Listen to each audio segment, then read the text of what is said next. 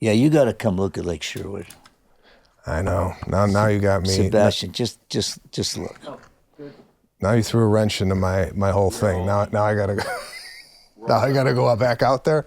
I thought we're remodeling our house, and now I gotta go back out to that's Sherwood. good. You get more money. You get it ready. They come in. I just remodel. It's another mill, right? That's easy. You're always going to be remodeling a house. Yeah, that's true. I call it Misewell houses. You know what a Misewell is? No. Your wife and you could build our own house. All right, honey, what are you going to do? I'm going to put the gold fixtures on the door, and I want to put the satin on the sheets. And then you go back a couple of weeks later, and she says, honey, remember the gold I told you, Sebastian? It doesn't really look sweetie. I mean, I want to go silver because the silver that's on the kitchen counter, and you go, might as well. I call them might as well houses because you never stop. Might as well houses. That's what we're going through now. We started with the kitchen. Might as well do the covered patio. Might as well. That's funny. Yeah. I am here with Paul Anka, singer-songwriter. Thank you for being here, brother. This is my first interview here at the Sebastian Maniscalco show. Huge fan my entire life. I grew up with your music. I saw your documentary twice. I thought it was fabulous, and your whole story is just fascinating. And I mean, 84 years old. Did you ever think you'd still be doing it at 84? When you were 50, did you envision yourself performing at this age? It's quite remarkable. Well, starting as a kid from Canada at 15, in a business that was in its infancy stage, and then getting lucky when I went to New York, being a part of that whole rock and roll thing that was kind of shifting the culture. You looked at your life in 5-year increments because there you were, your voice hadn't changed. I'm squeaking along writing these little teenage songs. I didn't think I was going to make it to the 60s, you know?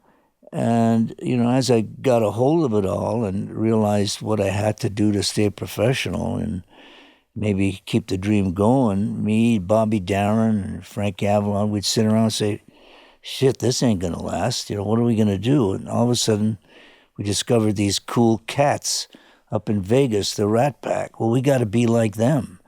And that was the standard back then. And if we didn't, we knew we'd be out of the business. But I had no idea that I'd be sitting here talking to you, a guy that I first saw a little while back on television. I said, I love this man. I got to work with him. And I called your agent, da-da-da. Anyway, no, absolutely not. You have no idea in life what's around the corner. And, you know, it only emphasizes the fact that you've got to just live the moment, do things the way you feel, and throw the dice and see where the cards lay. I had no idea I'd still be here. I'm grateful I'm here.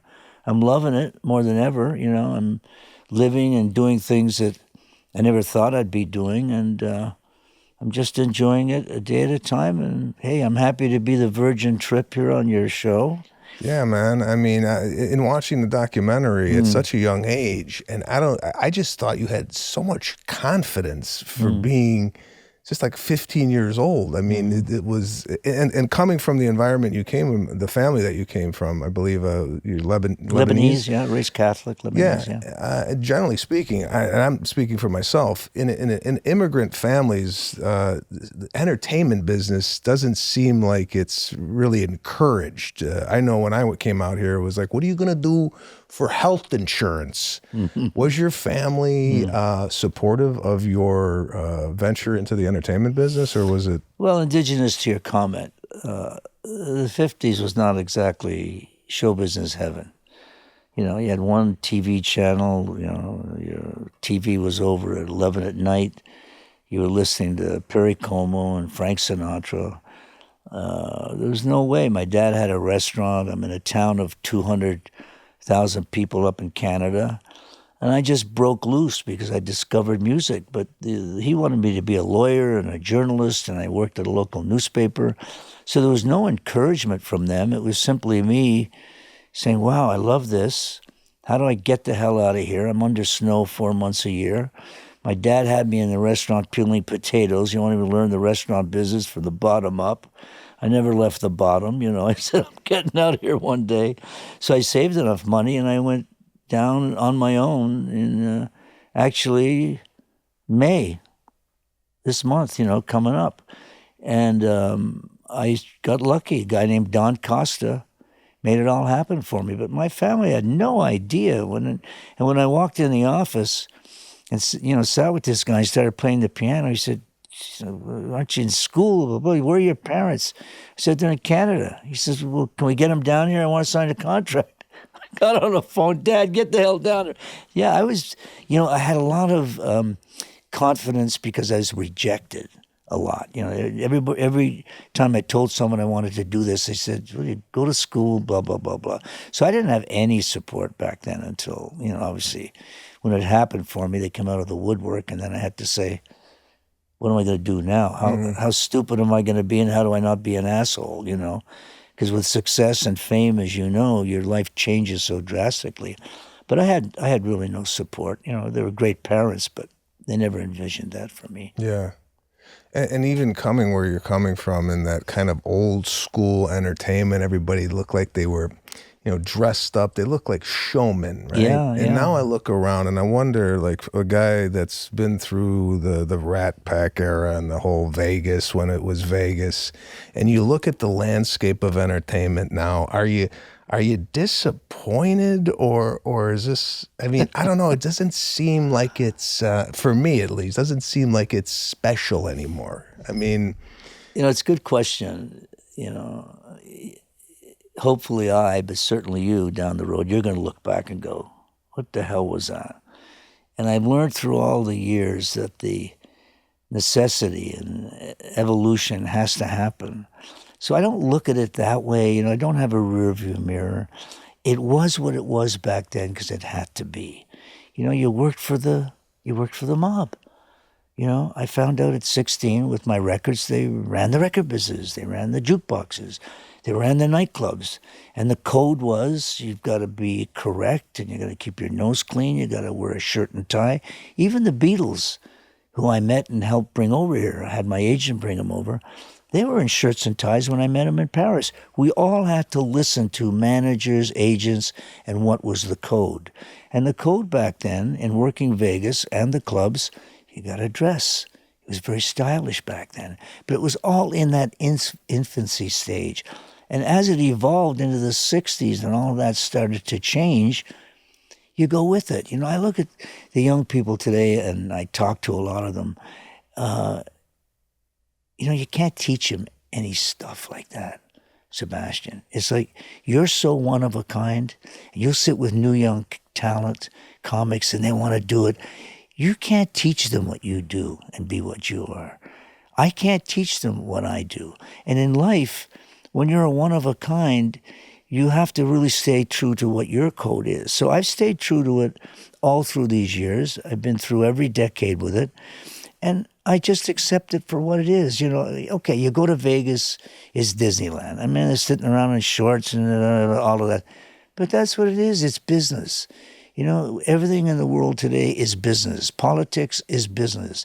Vegas is business. Money is it. It's all about the money. Mm-hmm. So it's not about dressing the way they used to. Nobody will ever do what Sinatra did. Nobody will ever be Sammy. They'll never be Dean.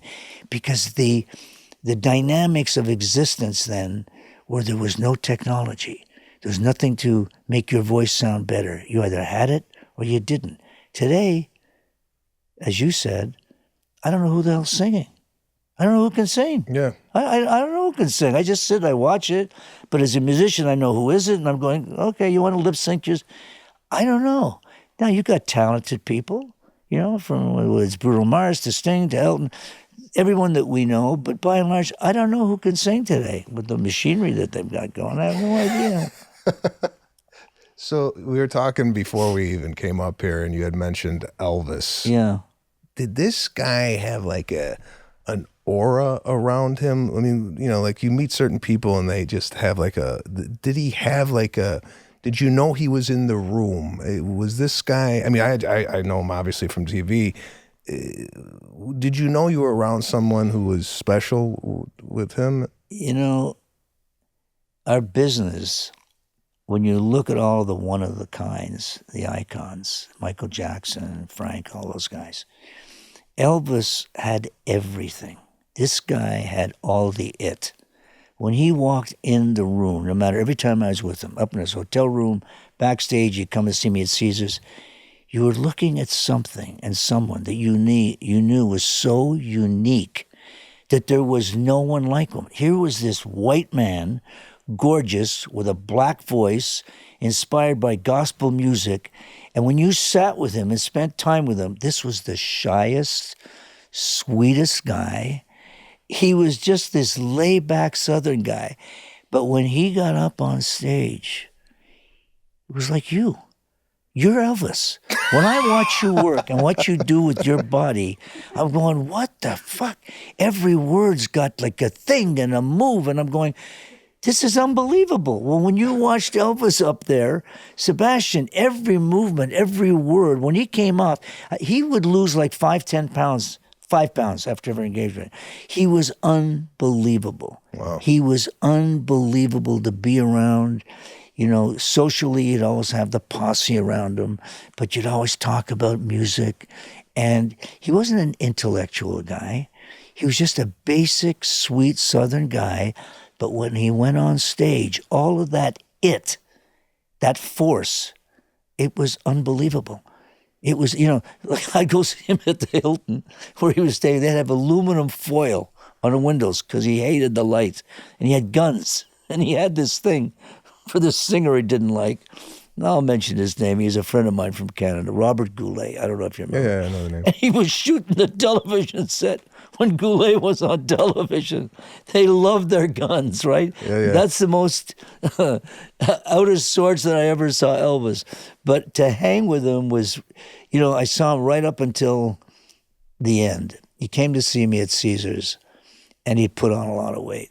And I saw this guy. This was a god. And I watched it as it evolved into, Elvis, what's going on, man? Well, Paulie, I'm not doing too well now, Paul. And he would be in the black outfit. The outfits and all that came from Liberace. He's the one that introduced him to wear all that gear. Mm-hmm. And right near the end, it was sad to watch and sit and talk to him because I don't know that he could deal with the fact that he was getting older. And I'd say to him, Elvis, we're all getting older, man. Elvis Presley, just roll with the punch. He couldn't do it. It was one of the saddest things I saw that last time sitting in that chair. Yeah, Paulie, I'm going to sing my way.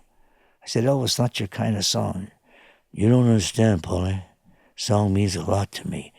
And he kicked the ass out of My Way when he sang it. Because it really wasn't his kind of song, But to your point, he owned the room. And on stage, it was unreal. Every second, he put his heart and passion into it.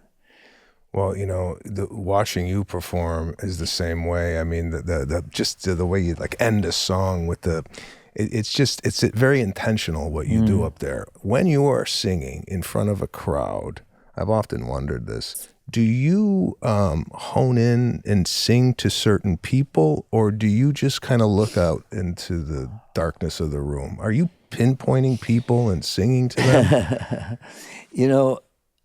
I used to, but then the eyes started going, and I wear glasses, and I don't wear glasses on stage. So what's cool now is kind of a nice blur, other than the first 3 rows. But the trick I use, when I'm singing a certain kind of song, I will focus on one person. I'll look at a face, and if it's smiling or I see some kind of a beautiful look, I'll go to it for, quite a few seconds. But other than that, I'm kind of really focused on living the lyric and always focusing to the back of the room, not down in here, because there's a lot of, I just left Mexico City to 10,000 people in a stadium, me. I came out, I said, what am I doing here? This is unreal. But I'm always focusing to the back, letting them know that you just have to throw it out there to them. And other than that, just watching you and what you do, the kind of feeling of humble power that you have, and you get your cadence, you get your rhythm, and you've got what really guides you into the sequences the way, I'm amazed when I watch you. I just don't know where you get those moves. You don't. I know you don't sit at home, and when you're a storyteller. I came up from the monologists, Alan King and those guys. I mean, you get to Kinnison, who was very physical, obviously, but nowhere near what he is. It's amazing. I know you don't practice at home. You can't. There's no practice. But you're telling these stories, and your body is in it. So, I mean, I can relate to what you're doing. I mean, the leg and the thing out there and the bending, and I'm going, I love this guy. I love this guy. He doesn't have to go to the gym for too long. No, it's all happening on stage. The yoga, the Pilates, the whole thing. Yeah, it's cool, man. I'm wondering, how does he get prepared for that? It's so natural. Well, yeah, it's just a way of growing up the way I grew up. You had to use a lot of your body to convey a message, and you mentioned as you're singing, let's say. Put my head on. Put your legs on my shoulders. That was my original title. I used to sit with the girls in a room. I go, put your legs when I was writing it. Oh, Paul. That was my original title. That's funny. Put your legs on my shoulders. Never got on the radio. Well, is there imagery going on in your head as you're singing? Are you picturing someone putting the head on the shoulder? I mean, when I do comedy, I'm thinking about images in my head. Is it the same way for some songs? Yeah. Like when I do Papa, which, it's all about my family and my mother and everything. I see images, my way, certainly. When I do the Sammy Davis song, I'm Not Anyone, with him. There's all kinds of stuff. Yeah, there's certain songs that you don't want to overthink them, but you've got to just feel the moment. The crazy thing is I feel them differently than when I was younger and now that I'm older. That's interesting. My Way, when you wrote it, did you know this is that? Do you know these are hits when you're writing them? I mean, do you know you got something special? How do you gauge it? You don't really know all the time. If you had a crystal ball, I mean, we'd all be making a fortune. You don't know, but you write to the level, and you can equate with this to where you've got something, and then the process of it. I guess with She's a Lady, I know I had something with Jones because it's friendly, and when I heard him sing it, when you're in the music business, your ear tells you we got a shot with this. Yeah. My Way was just, I lived with these guys for years, hanging out in steam rooms and doing all the naughty stuff. But I'm the kid, and I'm just loving it, but I'm absorbing them creatively. And one of my goals was to write for Sinatra, for Sammy, which I ultimately did. So when I was working in Florida at the Fontainebleau, which was the hang place, there was the Copa, the Sands, and then Fontainebleau. And Sinatra was in town, late 60s, and he was come in town. He called me up. He said, "Kid, I'm in town doing a movie, Lady in Cement." With that title and the guys we worked for, it could have been a documentary. So he says, "When you finish work, meet me for dinner." When he called, you went to dinner. Sometimes you take your passport because you never know where you'll wind up with him. And I go to dinner. And in the course of the meal, he seemed a little frail. You can read people. He was married to Mia Farrow. She was with him. And he said, "I'm quitting show business. I'm done. Rat Pack's over." We'd hang at the Fontainebleau and together. And, he was pissed off because the FBI was always monitoring his phone calls. There was holes all over the goddamn walls that kept changing. So he was getting hassled. Rat Pack was over. And he said, "I'm tired." He said, "I've had enough." And he said, I'm going to do one more album with Costa. Now, Costa was the guy that found me when I was a kid. And I introduced him to Frank. And he said, "We're doing one more album. And you never wrote me a song." I certainly wasn't going to tell him to do Puppy Love, even though she was 21 and he was whatever. Yeah. And I went back to New York, and I couldn't believe it. Frank Sinatra. I mean, now he's what, like in his 50s at this point? Maybe touching 60, somewhere around there. And I said, I couldn't believe it. This is Frank Sinatra we're talking about. And I started writing like at midnight. I had this melody. And I started the typewriter because I did everything on a typewriter and piano. And I metaphorically kind of put him in my position of writing, and now the end is near, metaphorically. And it wrote itself from there. And I realized at that point, at 24, there was something spiritually happening with the creative process that I believed in for all of us, because you wonder where it comes from. Mm-hmm. And this thing wrote itself in 5 hours. And I called him at Caesars. It was one of his last engagements. I said, "Sir, I got something I think you'd like." He said, "Bring it out." And I flew out to Vegas, and next night I'm in his dressing room. I sang the song to him. You know, he'd never left who he was, Sinatra. "Oh, hey, what a great thing." He'd go, "I love it, kid. I'm going to do it." And 2 months later, I'm in New York, and I get a phone call. Frank Sinatra calling from a record studio, Los Angeles. "Yes, sir." He says, "Kid, listen to this." He took the phone, put it next to a speaker. It's the first time I heard My Way. It was such a hit, he stayed 10 more years. Wow. Didn't retire. But it's that kind of a song, to your point, where I knew I had something special. But I knew instinctively as a creative person to leave your ego at the door. There's no way that a 24-year-old kid could represent it or perform it, but it's okay to write it. You could look at guys like Isaac Newton. If you said to me, who are the brilliant scientists for you? 26-year-old, he came up with all that shit. Brilliant, right? Mm-hmm. I got lucky at 24, but the mistake would have been trying to do it myself. Frank Sinatra was the only cat that can pull that off. And everybody that tries to be like him, he's ruined it for everybody. You can't stand in front of a band like he did. Mm-hmm. So the answer is, that song, when I heard the record, I said, that is going to be something. And do you enjoy writing the music for other people, or do you enjoy the performance, or is it two completely different processes and you're able to separate them? I mean, where's the joy come from you, in the performance or the writing, or is it equal? I don't know that there's an equal equation to that. I think that they're so separate. As you know, as a writer, you're sitting there and you're by yourself, and here we go. Very separate. You get up on stage, it's how do I represent it? That's a different... Mm-hmm. You know what it is, Sebastian? They're so different. When you write, as you do, there's a black hole between you and the consumer out there, for me with music, because I don't know what I'm doing to people. It's out there. They're listening, they're crying, they're with it. And I'm sitting at home, I'll get a check, and somebody call up and say, it's number 2 in Guam.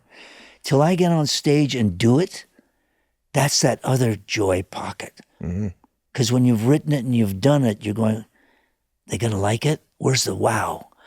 And it's two separate worlds. The gravitas, for me, to be honest with you, I wouldn't be talking to you now. If I wasn't the writer, I'd be probably own a chain of restaurant, whatever my dad wanted. I wouldn't be here. Mm-hmm. Because back then, everybody was not writing for themselves. Elvis didn't write. A lot of them didn't write. I did it to survive because nobody wanted to help write for a 16-year-old kid. Mm-hmm. But without the writing, I don't think I'd have a chance. Not at all. Mm. Not at all. And you mentioned it's number 2 in Guam or whatever. Do you pay attention to where the song charts, or do you just put it out? And because I was talking to Al Pacino about this, I said, when you do a movie, do you pay attention to the gross, where it is? Is it number 1? Do you do that with music to base the success of the song? You know, are you charting the charts? I know Al, and Al's not.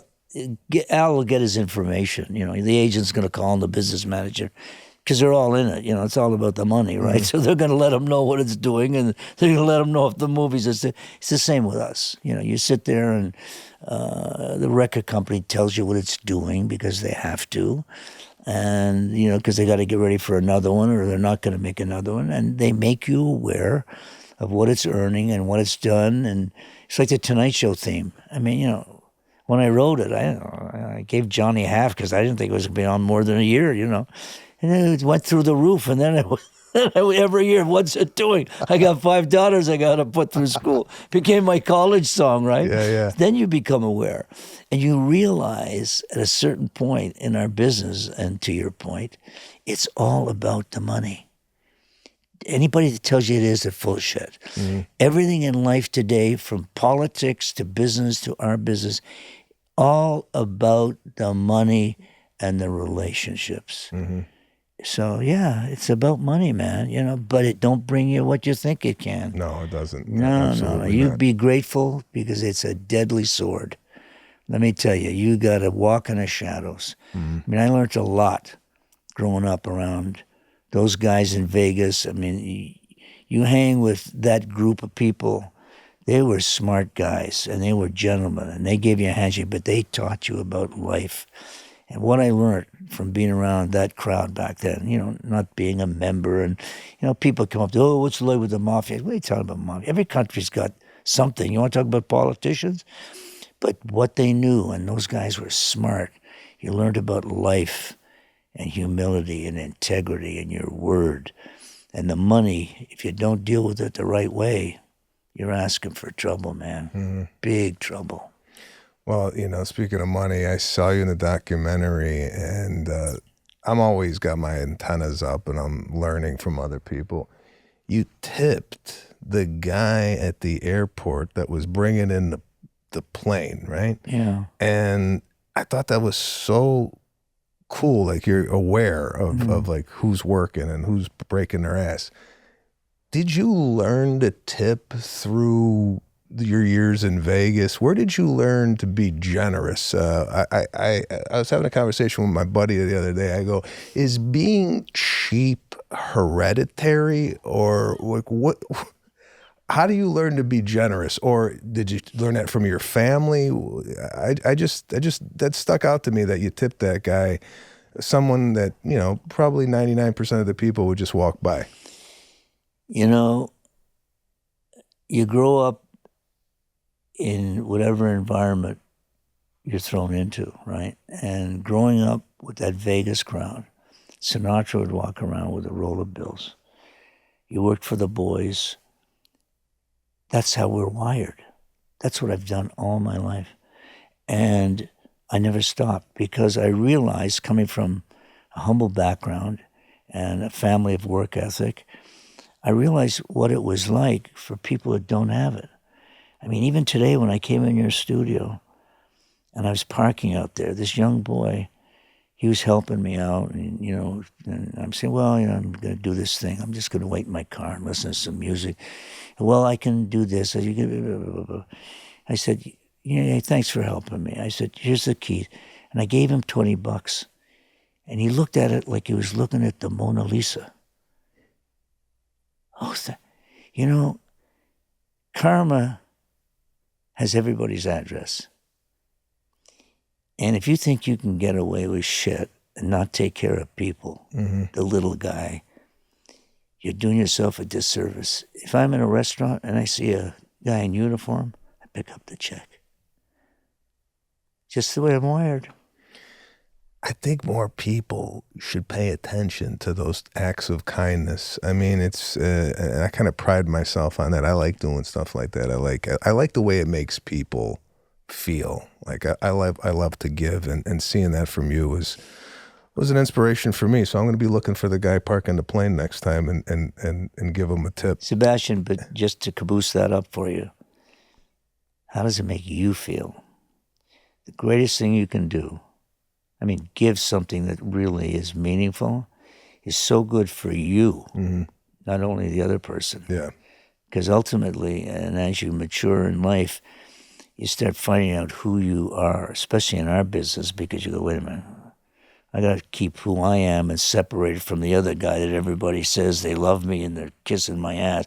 That's danger too. When you find out who you are and the good stuff that you do, boy, what a human being you become. Did you ever think, I think this about myself, and I wonder what other entertainers think. Do you ever think through your 70 some odd year career that it was ever going to go away, that the tickets weren't going to sell. Is that something that you still think to this day, or did you get over a hump? Did you ever think, this is it, this is my last year, no one's coming to these shows anymore, or was it always just, Yeah. I got it? I don't, obviously don't think about it today because I'm playing with the house's money. I'm not worried. I'm having a great fucking time. You're not worried about the ticket sales in Oh, Cerritos? I don't care. We're sold out. We're booked till next March. If I'm not, I've done it, man. You know, I'm playing with the house's money. You know, I only care because I care about the consumer. I'm concerned about a promoter doing it from that standpoint. But it's not going to change my life because if it happens and health isn't there, I'm 84 years old, man. I've done it. So but to your point again, yeah, there were periods where I went, it could be over. I got to fall back on the writing, for sure, you know. And that's where I learned about revenge. When I would hit certain periods where I'd go, well, I'm just going to be a songwriter. I don't, look at all this new stuff happening. I'm not going to be selling out anymore, blah, blah, blah, blah, blah. Every time I had a moment where it was real rejection, revenge is a lot of people, if they're stand-up guys and women and they admit to it, there's nothing better than revenge. When somebody, you're not going to make it, and you make it, love it. Yeah. Love it. But there were times, mid-60s till My Way, had a little doubt, The only thing that kind of saved me, because the Beatles came and changed everything, and I saw them in Europe and told my agent about it and told them, go sign these guys up, but they changed everything. I had an international career. And I moved to Italy. I was recording in Italian, singing in Italian. I was the first million seller, outselling the Italians. They never had a million seller. And it had a song called ogni volta che torno, non vorrei più partire. And I was Italian. And to this day, when I go sing, like in the East, I got a big Italian family following, ogni volta, and I have to sing this song. So the point is, I was living now all over the world. I had an international career. And even though it was in doubt here, I was still making money, but I had this international career. But there were times where I just went, I'm just going to keep writing because that's my gravitas. My Way changed it. Once My Way kicked in, and then I folded into having my baby, she's a lady, and then I said, okay, I can look at my life in this business performing for 5-year increment. And that was it. Did you learn the language and then learn then the song, or did you just learn the song lyrics in Italian? I had a teacher. I had a teacher in every country. Sigrid Folkman, she was in Germany. Weissverschnudelsauer, hated it. 9 a.m, she showed up. She would teach me German. In Italy, I had Sergio, and he'd sit and I'd work out the melodies, and it's a beautiful language, to speak. Yeah. It was easy for me. And he'd come in, and he'd go, ogni volta che torno non vorrei, and he'd teach me the songs. I'd say, okay, what does it mean? Every time you go, your eyes are, and he'd teach me what it meant. And they'd literally sit with me, like I did in Spain, Germany, France, teach me the lyric and teach me the language. I lived in France, spent a lot of time in France. I got married in France at the airport, but I knew French. So you're singing songs in the countries that you're at. Most singers go and they sing in English in these countries, but you're learning the language and singing. I wanted to give back. All my records were selling in these countries, and when I started traveling, I said, "Wow, look at these cultures. There's a world out there. Love my country, but there's a world out there. How can you not love Italy, France, Asia?" I said, I got to spend more time. I've got to learn. And I said, they've given to me, I want to sing in your language. And I started this thing from Italy to Germany to Japanese. I just started singing in these languages, and it was just something I wanted to do, Wow. Yeah. Now, you mentioned Vegas and mentioned performing in all these countries. In Las Vegas, during maybe the 60s or the 50s, did you have a favorite place to play, like a showroom there? Because I noticed that I played at the Stardust, the old showroom at the Stardust, which was like, Man, I felt like I was in the 50s with the booths and whatnot. Was there a showroom that you're like, oh, this is my room in Las Vegas? Well, I got there late 50s, and I was the youngest and first, pop artist. I wanted to test myself. Elvis came in, didn't like it, so it was not common ground for any of us. But the airport was probably no bigger than this studio. It was a wood shack. There was about 6, 7 hotels. It was all desert. And the place was the Sands. And they had these small showrooms. And they had these lounges where, comedians, Louis Prima, 900 seats, booths, as you said. That was it. And that's all we ever knew. Mm-hmm. That was show business, okay?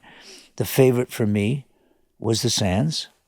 And the next one was Caesars when I went to Caesars. Now, Caesars, a friend of mine who was in the insurance business in Baltimore, Nate Jacobson, he came to me one day at the Sands Hotel, which was the place, and he said, we're building this hotel with the Teamster money, $18 million deal, biggest real estate deal back then in America, probably to date. He said, we want you to help us with the showroom, all the museum. And I would sit with him with these blueprints, and I'd say, Jesus, how many floors? He said, look, we're going to give you 5%. We want you to open the place for us, but we want you to help us with the showroom. And they were all built around booths, proximity, 1,000 people maybe. And I would bounce it off my guys that were looking after me at the Sands, Carl Cohen, who was like my rabbi. Johnny Rosselli would come in and, they'd look after me. I'm this kid. They'd say, nobody's going to put up a high-rise, and they don't want to go up. Because the Sands was all these villas. All the guys, the boys that ran it, lived in these little villas, and they drove around in the little golf carts. But the showrooms were these beautiful little leather banquettes and these chairs. And the Sands was the best one. Now, when Frank left Sands, I didn't go with him. I stayed a year because he had a problem at the Sands, which I won't go into because I love him madly, but he had a fight there, and I was there and watched it, and it was like... Anyway, he goes to Caesars. And that showroom became magical. They did the right thing. Became a little bigger in space, became a little wider, a few more people. They technically were the best room in town. And that became the best room to work. And I left a year later after Sinatra left, and that's where I stayed with Caesar's Palace.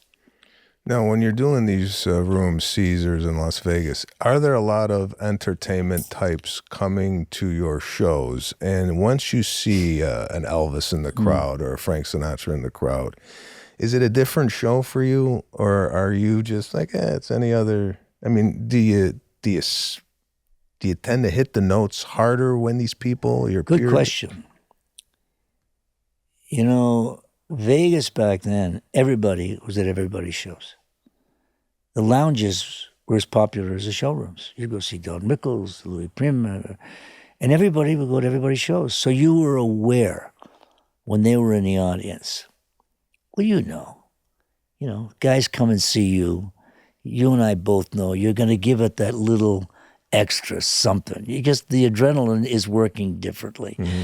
And it was commonplace. One night, Sinatra got pissed at Rickles for something, and they were friends later on. And Frank says, we're going over to Rickles' show. And there was always somebody going to see Don or Shecky Green. There are all these guys.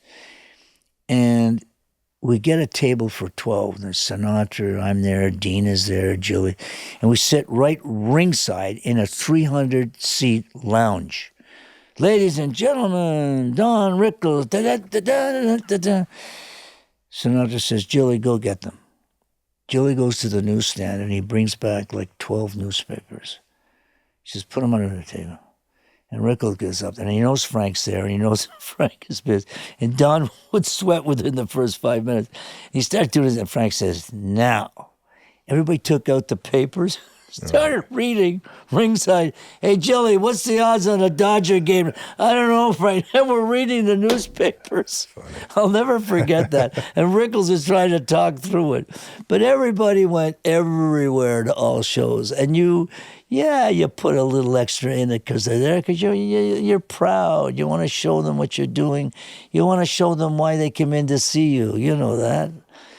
It just sounds like a better time back then. So it just sounds fun, man. It ain't that anymore. Sebastian, Vegas is, look, know those people that run it. It's a business. It's Disneyland. Ain't what it used to be. And yet, even though you can't live back then, there's some concern into the sense of style, the sense of dress, the sense of people having some integrity of what they're doing. It just isn't that anymore. You know, I stayed true to Vegas, even though I was traveling all over the world. And all these rock acts that I knew and these popular, they go, yeah, you still work in Vegas, you know. It was a stigma for them. Mm-hmm. Hey, I started there, but, I'm going to France next week and I'm going to work in a stadium. Yeah, but Vegas, All of a sudden, these hypocrites, they go out on the road and make $1 million a night and they come home with $2 because they're trying to outdo the other guy and the expenses. And somebody say, hey, come on, we'll go to Vegas because you're going to keep 90%. Now, stupid and as low an IQ as room temperature some of those people are, they got it. Oh, I could keep 90%. Mm-hmm. And they start working Vegas because it became a matter of money. Mm-hmm. Period. Yeah. But nobody liked to work Vegas. Everybody was, and my opening acts were Woody Allen, Joan Rivers. I mean, Jackie Mason. I loved having comedians on because that was just, I loved that world, and they all worked for me in the beginning. Did you pick them? Did you want them to? Sometimes like the agent puts like, yeah, we're gonna have a comedian open up for you. Back then, were you picking your opening acts? Or I approved everything. Yeah. I wanted it to be, make sense with me. They'd come to me. I'd turn down 3 or 4, and then some I'd go, yeah, I like what they're doing. Oh, Jackie Mason, beginning, I loved it. Woody and Joan Rivers. It was not a big challenge for me to pick it, but I'd have to approve it. Absolutely. How much time they do and what they're doing. Oh, absolutely. So you're touring. You mentioned in the documentary, and then we're talking prior to getting up here. You got 5 daughters, a son. Mm-hmm. I often wrestle with this myself. I got a 9-year-old and a 7-year-old.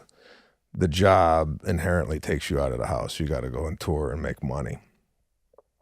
Looking back, because I never want to look back and go, what the hell was I doing in Montana when my daughter was having a recital?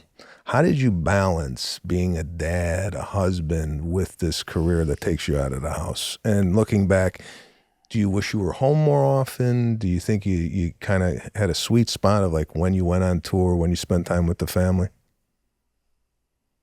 Regrets, I've had a few, but then again, too few to, it's the big challenge. It's never perfect. You got to get lucky. You got to have a friend. Marriage back then and what it is today, it's a business today. It just ain't what it used to be. Now you get in this business and you're one of that few percentage of people that are blessed, if you will, to be making it the way you are, and you got to go. It's a tough thing, balancing your responsibility and your commitment to someone, especially for a woman. They come in there with you, and all of a sudden your life changes abnormally. Normally I'd be back in Ottawa and I'd play the game. You'd be in. It's tough, You have to really be able to shut down and respect that other person's wishes, the life that they're living, and put as much quality time into your kids, not quantity, and then don't regret it. Because it's, when you're raising kids, and I've raised all those kids, I take them on the road with me. I take them. I just load them up and go and, right down to where the teachers would say the best thing you do is take your kids, let them travel and experience the world. But it's just not, it's never easy because the woman is always going to come up short.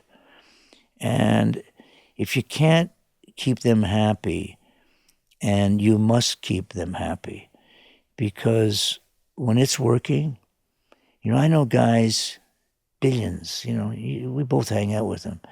When they come home to a house with no love in it, there's nothing worse. Mm-hmm. But when you got a good woman and a family, you got to be able to use the magic word, no. Whether it's the agent or whatever, this time is for them. Because that initial time you put into your kids when they're real young, if you don't do it early, man, because they know by 3. And in today's world, it's something that you just have to put your foot down, because there's a lot of people around you that don't want you to just focus and take time off. You know what it is? I mean, really off point. I realized that when you're a writer and you're writing songs, without those songs, there's no artists, there's no lawyers, there's no record companies, there's no music. But without you, there's no agents, there's no managers. But then you can't let them take you away from the important thing in your life when you got a family thing going. It's just no. Mm-hmm. Because you'll pay for it later. You really will. Yeah. I took my kids and put them in a convent up in Carmel and lived up there, moved, built a house, and I was around them, gave it the shot, and it paid off. I wasn't going to bring them. I love Hollywood, but it's treacherous. You think Washington's dangerous? They eat their dead here. I'm not going to raise my children here. Ain't no way. They eat their dead here. Jesus. So, you look fantastic. 84 years old, you look fantastic. And watching the documentary, doing shots of olive oil, you're drinking tea, you're playing pickleball. Is this something that you were doing your entire life? Were you always kind of health forward? Were you boozing it up, and then at 60 you're like, you know what, I got to start doing olive oil? What was health always something that you focused on? Yes. Predicated on when I started with the success and the traveling and hanging in Vegas, I saw what all that stuff could do to you, the smoking and the drinking. Now, I was underage, but when I got 21 and I could gamble and everything, I'd drink a little, but I saw these guys smoking and coughing, and I wanted to hang on to what I was doing. I wanted to be able to go on stage and function. And to do that, you had to have your health, because I saw too many of them around me dying and cancer. I was aware of all of that. I did it all. I had a great time, But I was always aware of the fact that I wanted to keep my body in shape. And I was an athlete as a kid, but I was too short. I was getting pucks in the head. I couldn't play basketball. I got an elbow in it. And I realized that around 15, 16, I wasn't going to grow anymore. I was 5'6". And I later realized all these great actors, they're all, the Pacino, all these guys are short. And they all said to themselves, well, if I can't be an athlete, I'm going to be an actor. So the point was to function and go on stage and be athletic as I was. I played tennis all my life. I was just aware of my health and my lifestyle. My kids are like that. I've got my daughters eat a certain way, blah, blah, blah. And I learned little tricks along the way from Asia and living in Italy. I was doing the olive oil from way back. All of a sudden. What is it, just a shot in the morning? I have a shot in the morning, a little shot glass. I squeeze a little lemon just to kill the taste a little. And lemon's a whole other thing I do. I have hot lemon at night and in the morning. And I drink it. And I drink it before bed. And I've been doing it for years. And I've been telling people about it. And I've done, lately I've been on television talking about it. And all of a sudden I'm reading about the Kardashians have now discovered olive oil and they're drinking. I'm going, what the fuck? But I've been doing it all my life. So what I'm saying is, all of a sudden now, all, the doctors at Cleveland Clinic drink olive oil. And I've been drinking green tea because I was in Japan from age 17 on. I'd go to Asia and I found out about green tea. So I started drinking green tea. So I just had a lifestyle that made me feel better and healthy. and it pays off later in life. I wasn't big drug user. Yeah, I tried a little coke because I was in a studio, a little weed now. So what? Okay, but it ain't my thing. But health became very important to me to function, to write, to perform, get up and do what I do, and I just stayed this way. I don't care what people do. I'm not judgmental. It's the way I am. Listen, if you want a better life for you, for your family, for yourself, stay healthy. Were you working out on the road when you were touring? That's a struggle I have. Like, you fly in the airplane, the jet lag, LA to New York, and then the next morning, should I get on the treadmill? Was this part of your regimen, or was it just, I'll work out when I get home? How did you incorporate that into the tour? I'd find where I could play tennis. I'd swim at a hotel. I have weights put in my room. I'd always do some form of exercise wherever that I went. It was that simple. Obviously more intense when I'm home, but on the road, I've got those weights in my room. I have a steam kettle I take, and I put a sheet and an umbrella over myself, and I steam myself instead of going to a public steam place for the humidity on your voice. You're doing your own private steam room? The best thing for your voice, Sebastian. There's an old doctor that took care of me in Sinatra, Maxie Psalm. And he used to say to us, put a towel over your head, over a pot of boiling water, and let that humidity break up the mucus. So through the years, I said, I'm going to get an umbrella. I have extra sheets put in the room. Even Frank would sit over a sink, hot water, I put an umbrella, I put the sheets, I sit there with my music for about 20, 30 minutes. I put these 2 steam kettles that don't shut off. My assistant puts them in, and I sit there under there, and I listen to music for 20 minutes, and I sweat it out and get my throat open and get my cords shrunk, because you shrink your cords. When they hit each other like this, that's why, but when they're separated and you put humidity on them, they shrink your cords. So this is your pre-show ritual to this date. You're steaming before a concert. I eat a certain way. I sit in a bathtub and drink 3 bottles of water. I sit under my steam. I don't eat heavy food before I go on. I'm not a big eater anyway. Later, and that's my ritual all the time. I warm up to my scales, ming mong, and that's it. But the bathtub, the water, and the steam. Yeah. Do you travel with the same band to your shows? We have trucks, we have plane, same band, same technician, everywhere I go. I don't use a pickup band. And to put a band together like that, is there are you auditioning these guys, each one of the people in the band that you hand select, or how does that? Because I saw you in the documentary, you came in, all the band was there, and I'm thinking, how are these guys? How did they get there? Who is this, a local group that he has come in? What's the? I'm no different than any band you see out there, rock band, whatever. In my case, I've always surrounded myself with the best.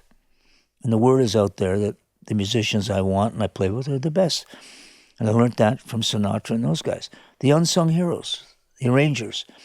So I've always had the best people around me, and that is musicians. So I'll pick up a phone when I'm getting ready to tour. I have core guys with me who've been with me for years. I just retired my conductor after 30 years. So with that core, and depending on where we're going, I have these core of people that always work with me all the time. We don't go to Toronto and go down to Borgata where I was and pick up I have the same guys all the time. You want the consistency and the quality. Mm-hmm. And the word's kind of out, to be in my band, you want the best guys. And we get guys that are the best, and they call, and hey, it's a team effort. In life, team effort. Yeah. Success has many fathers. I don't just stand up there, okay, I'm the core of it. But if you don't surround yourself with the same quality and consistency, the consumer's not stupid.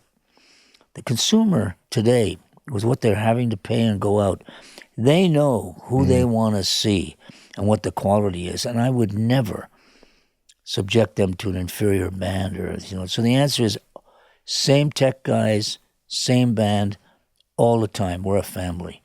We're a family. So are you heavily involved since you were 15 of what the show looks like? The lights, when the lights go down, when the one light comes on. Are you aware of all these things from a young age? Yes, not maybe the first year because you're on a bus with 15 other acts and doing one song and going to 80 cities and there's no budget.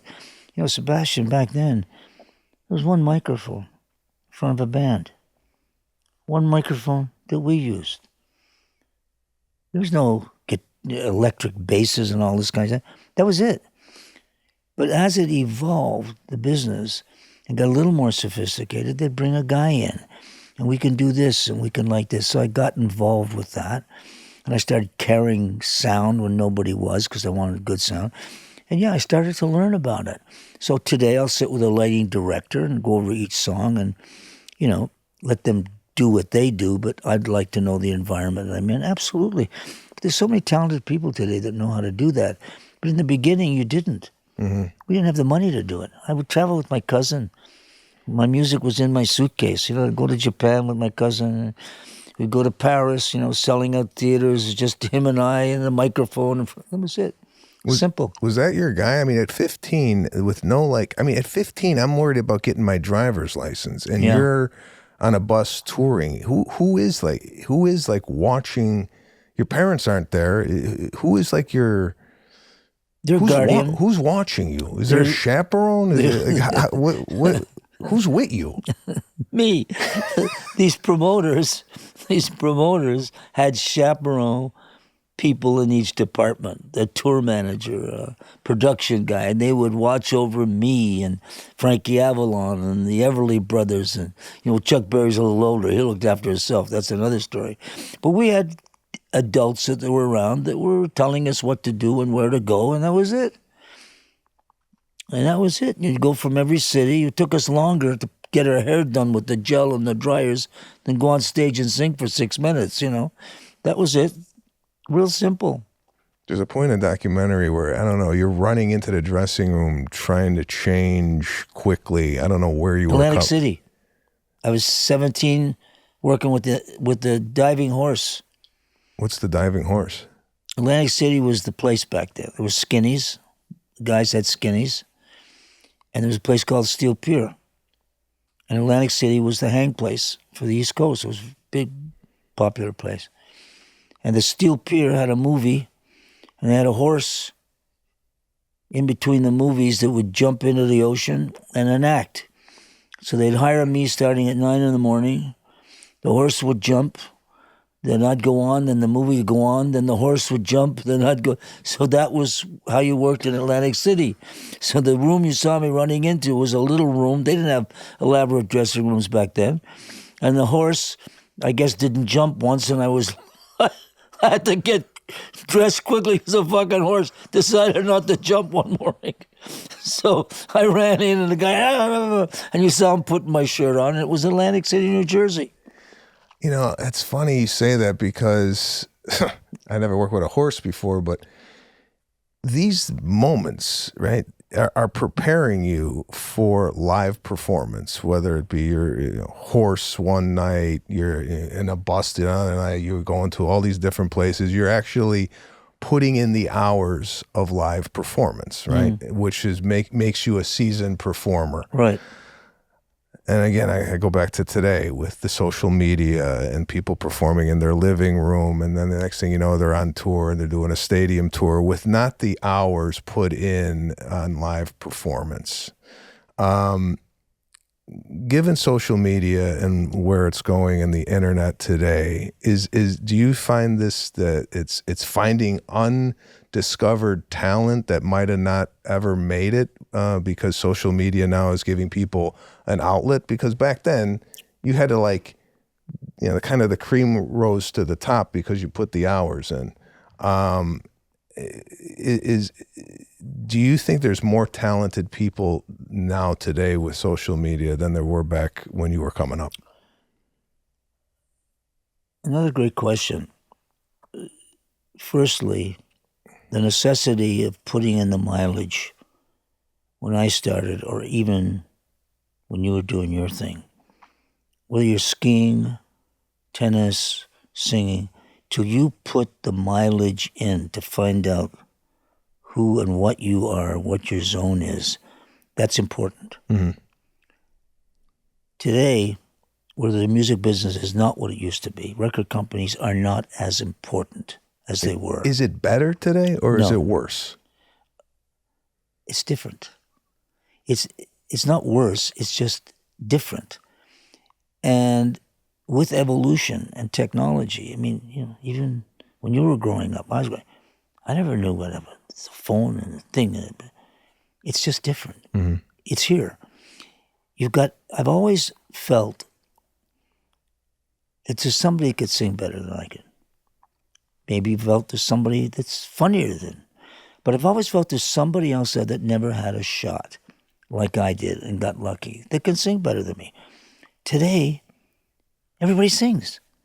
Back then, you're not raising your kid to sing. Today, they pop out, they have a baby, they slap the kid, bring in the vocal coach. They got these kids singing opera at 4. They're everywhere. Everybody can sing, right? Mm-hmm. The point is, you've now put yourself in the posture of good is now become the enemy of great. Because there's a lot of good singers out there. But are they great? Do they have that thing?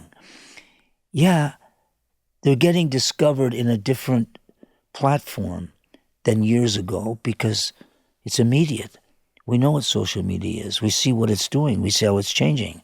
Okay, everybody's bitching, their kids are blah, blah, blah. But a lot of talented people now are finding their audience in a different way because record companies will not invest with them today. They're not going to spend $2 million to develop a kid. There's so many good singers that I see up there singing. Girls, guys, finding their platform, getting a place, making a living. Yeah, it's kind of very, very interesting. Do they ever get to the top, Ron? I don't know. I don't think 90% will. But at least they got a better chance by staying focused and finding their audience and getting to a place where you couldn't years ago. In a world today where, hey, is the motion picture business what it was? It ain't a business anymore. It's like American Airlines. Yeah. There's no business anymore.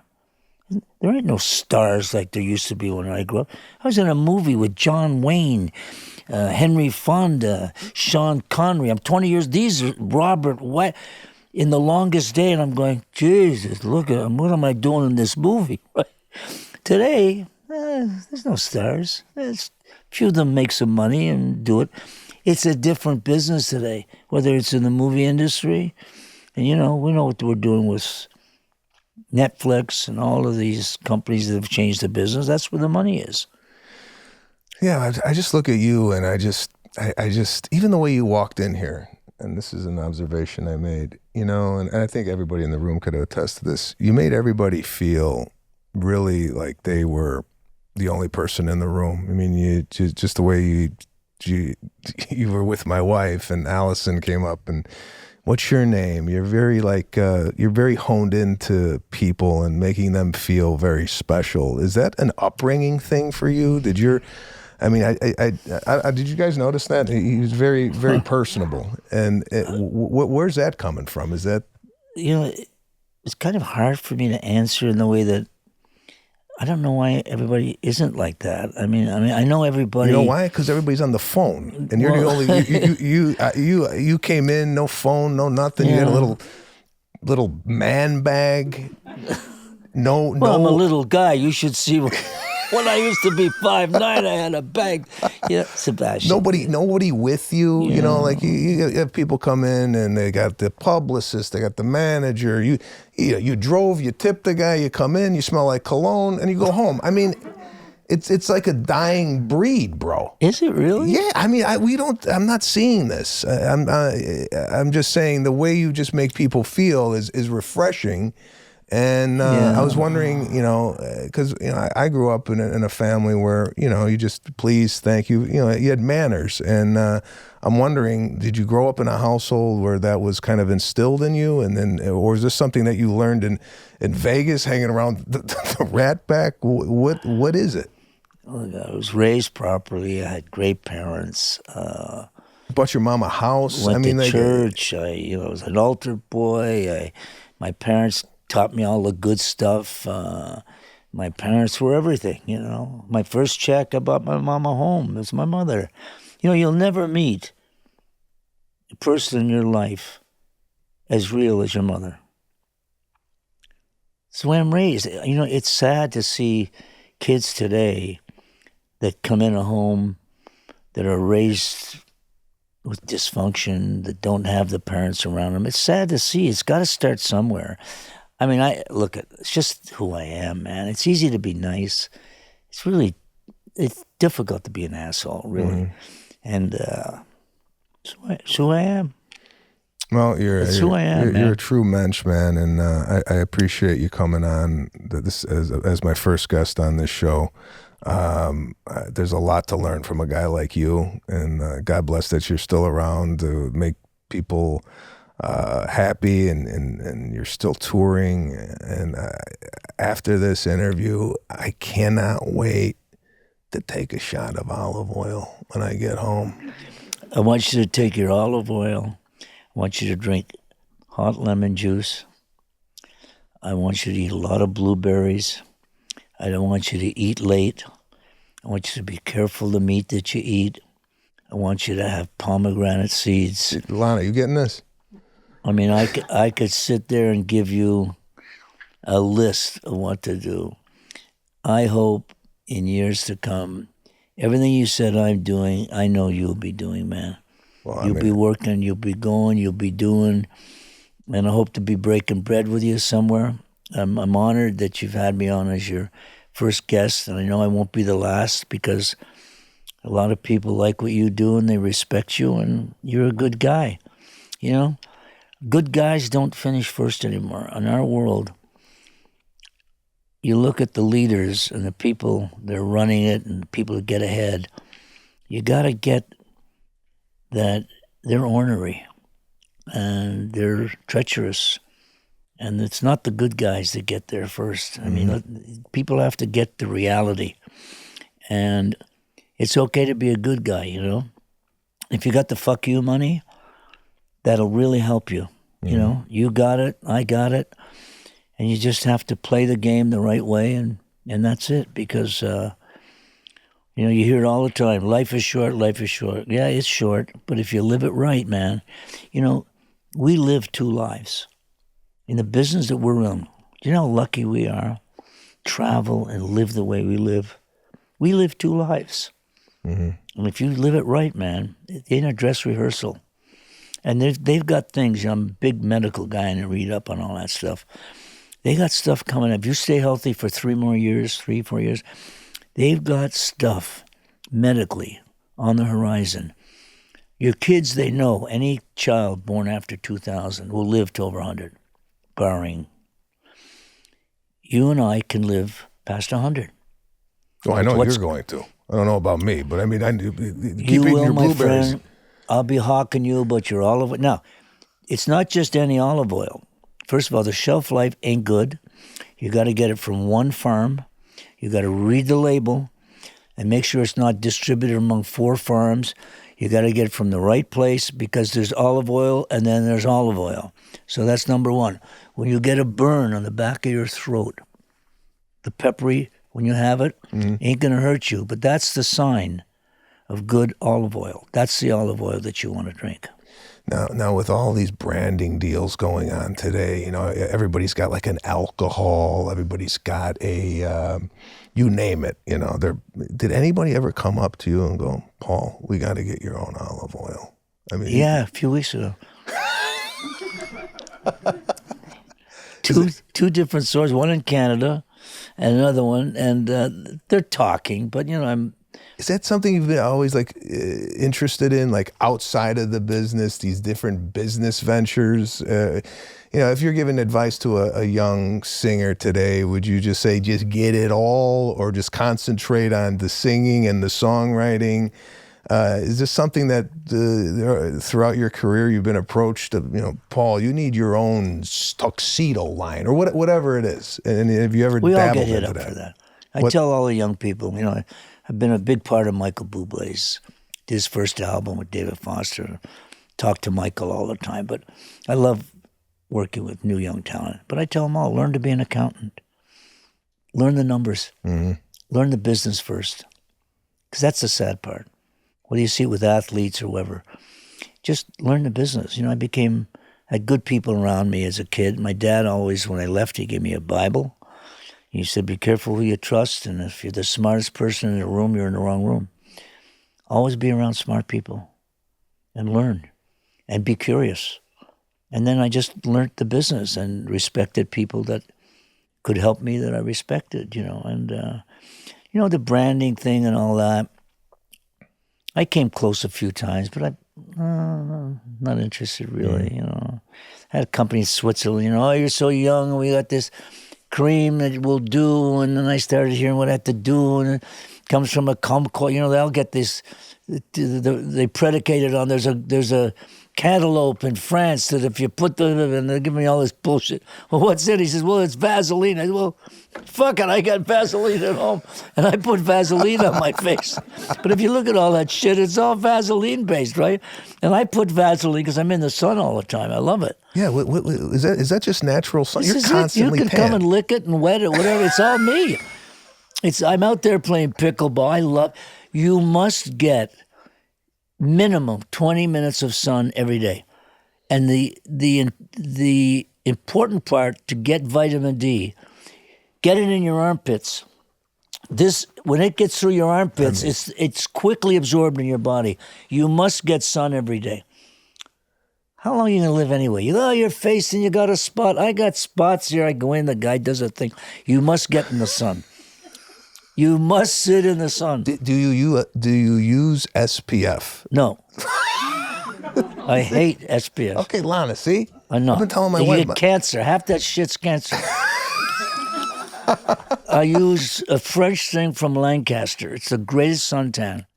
I've explored this. I used to use iodine and baby oil years ago, but now I use Lancaster and I put it on my face, but I don't use any protection. I need protection from somebody breaking in my home and stealing my fucking TV. Why I need protection on my face? You really think that helps? My wife tends to believe that I have to look like a ghost when I go out and get into the sun. Sebastian, Cary Grant, when I was working in Vegas with the boys, if you look at Dean and those guys, he always told us, because he and I used to go to the same shirt maker, Cy the shirt maker. Well, what does it? He said, get a suntan, my boy, because you don't need makeup. All my life, I've been in the sun. And when I go on stage, it's this. If I'm sitting doing a show, I'm sure you got a makeup artist. We're going to cover. I don't use a lot of makeup. Sometimes you want to take the shine. But if you have a nice glow from the sun, get it. That's what I said. It can't hurt you, and you look better. That's what I said. Listen, if you learn anything from Paul Anka, it's blueberries and suntan your armpits. No, you don't suntan your armpits. The sun rays has to go in your armpits, to absorb it quickly into your body. Okay, but what I'm saying is you got to throw up your arms. Yes. To get sun in them. You don't put suntan lotion on your armpits. No, I'm not going to put them, but I'm just saying I'd never heard tanning through your armpits. Well, it's revolutionary. Who would talk about that? When you look at medicine today, the problem with people today, Sebastian, they sit and they look at the tube. I'm going to just put it in the form of politics and what's going on in the world. And that's it for them. Why do you not go to the source of what you're looking at and trying to learn? Why is it that first impression, oh, that's right, they're right? Bullshit. Every move you make in life You should study it, look at the source. What is the origin of that? What do I need to learn from that? I'm not going to believe everybody I'm watching on there. Do you know they have to fill 24 hours? I'm getting sick. I turn it off half the time. I'm sitting there now watching hockey. You know, I'm a hockey nut. And I'm going to leave it at that. I'm listening to people with such bullshit that like they know fucking hockey. I mean, I was a hockey player, right? And it drives me nuts because everybody's got an opinion. Yeah. The point is, you got to get to the source. So when you're laying in the sun, and they'll tell you medically, absorb D, the smart doctor will say, get it through your armpits because it's quick absorption. Quick absorption. It's just simple. I'm not arguing with you. No, and I know you weren't. I'm going home and I'm... Do you ever see Sammy Davis when we used to go out by the pool at the Sands? This was Sammy.